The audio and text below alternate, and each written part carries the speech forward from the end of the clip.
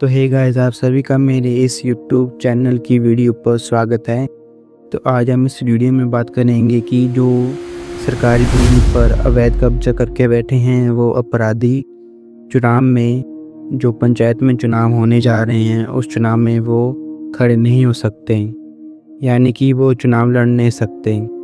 तो आइए आज हम इस वीडियो में बात करते हैं। यदि आपको वीडियो पसंद आएगी तो ज़रूर लाइक, शेयर एंड सब्सक्राइब करना। तो चलिए वीडियो की ओर बढ़ते हैं। आजकल गांव की राजनीति में एक बड़ा बदलाव देखने को मिल रहा है।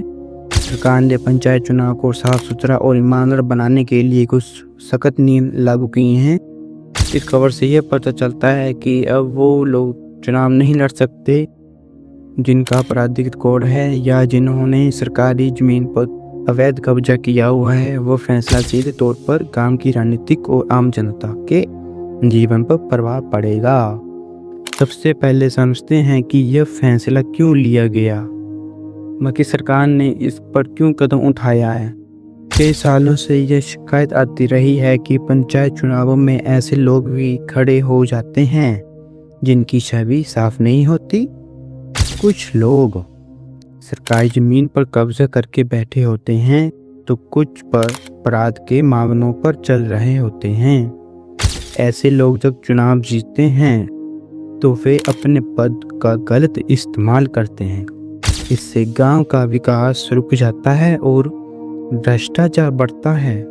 सरकार ने इसी समस्या को देखते हुए पंचायत राज अधिनियम में बदलाव किया है।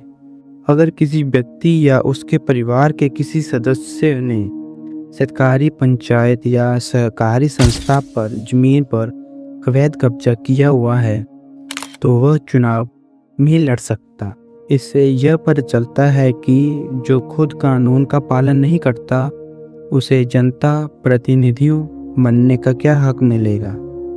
इसके अलावा जिन लोगों पर गंभीर आपराधिक मामले साबित हो चुके हैं उन्हें भी चुनाव लड़ने से रोका जाएगा। अगर कोई व्यक्ति कोर्ट में दोषी पाया गया तो उस पर करीब 6 साल तक चुनाव लड़ने पर पाबंदी रहेगी। इससे अपराधी प्रवृत्ति के लोगों को राजनीतिक दूर करने में मदद मिलेगी। अभी बात करते हैं इस फैसले के फायदे कि इस जो सरकार ने फैसला लिया है इससे मतलब जनता को क्या फ़ायदे मिलेंगे। पहला फ़ायदा तो यह है कि पंचायत चुनाव में साफ सुथरे और ईमानदार लोग आएंगे। गांव की जनता को सही नेता मिलेगा जो उनके विकास के बारे में सोचेगा, जैसे सड़क, पानी, बिजली और स्कूल जैसी सुविधाओं पर सही तरीके से काम होगा। दूसरा फ़ायदा यह रहेगा कि सरकारी ज़मीन पर कब्जा करने वालों में डर पैदा रहेगा। पहले लोग सोचते थे कि कुछ नहीं होगा, लेकिन अब चुनाव लड़ने का मौका ही छीन जाएगा। इससे लोग गलत काम करने से बचेंगे और कानून का भी पालन करेंगे। इसके अलावा गांव के लोगों को भी जागरूकता होना पड़ेगा, यानी कि उनको जागरूक होना पड़ेगा। सिर्फ नियम बनाने से काम नहीं चलेगा, लोगों को सही उम्मीदवार चुनना होगा। अगर जनता खुद समझदारी से वोट देगी तभी असली बदलाव आएगा। यानी कि कुल मिलाकर यह फैसला गांव की राजनीति को साफ करने की दिशा में एक बड़ा कदम है।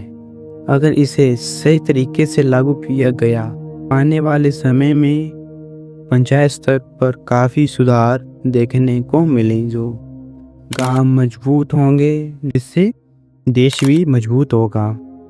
तो आइए, सभी का यही एक मकसद है कि एक सही उम्मीदवार को चुने और अपने गांव की सत्ता में उसे लेके आए, जिससे आप अपने सुख दुख को बांटें, जिससे आपको फ़ायदा मिले।